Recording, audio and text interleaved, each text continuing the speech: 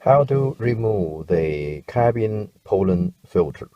So on this right-hand side drive car, and the cabin filter is on the passenger side, on the left side. So just under here. So we're going to get the light. It's just under here, so we can come down over here, so you can see down over there. So you can see there is a white plastic.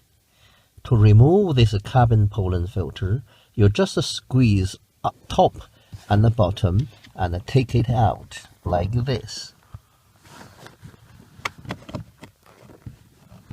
Squeeze and pull it out. And this filter is bendable downward. So downward you can bend a little bit while you're taking it out.